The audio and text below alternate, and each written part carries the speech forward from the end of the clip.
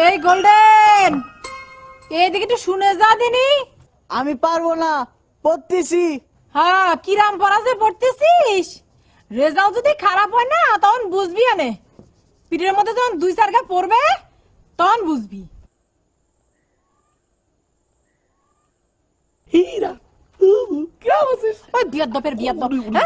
তুই ভ্যান অলারে দিয়ে ব্যাগ পাঠায় দিয়ে কোন বনের মুজদার তালায় বেড়াচ্ছিল তুমি? হ্যাঁ, তোমার না কতবার কইছি গ্রামে ঢুকলে প্রথমে বাড়িতে এসে হাজিরা দিবি, তারপর অন্য কোনো কাজ। কোথায় গেছিলি?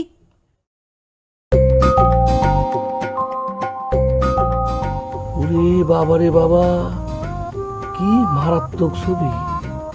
ওরে আল্লাহ রে আল্লাহ, মানে কিরাম ছবি! মানে এই সূর্যটা মানে ডিমের কুসুমের মতো একদম ভাসতেছে, তারপর মনে করছে এই নৌকাটা মনে করে একদম পানিতে একদম ডুবন্ত অবস্থায় ভাসতেছে।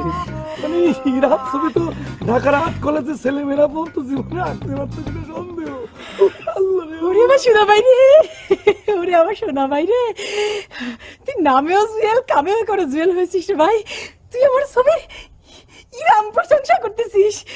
কারা কারা তোর আমি কাছে আবার কই, তুই এবার আমার পাম মারতেছিস না তো? পাম মারবো কিসের জন্য? কিসের জন্য পাম মারবো? তুই তোর এই হীরার যদি ঢাকা শহরে করতিস তাহলে এটা ওই যে জয়নুল, কামরুল, সুলতান এরা জীবনে কোনোদিন তোর কাছে পাত্তা পেত না, বুঝছিস? ওরে ভাই, ও সোনা ভাই সত্যি কথা কইছিস। আল্লাহ রে আল্লাহ, তুই আমার ছবির ইরাম প্রশংসা করতেছিস। এরপর তো তোর চা না খাইয়ে পারতেইছি না, তুই একটু খারাপ ভিতর জন্য চা বানাই আনতেছি। ঠিক আছে, তুই ছবিটা দেখতে থাক।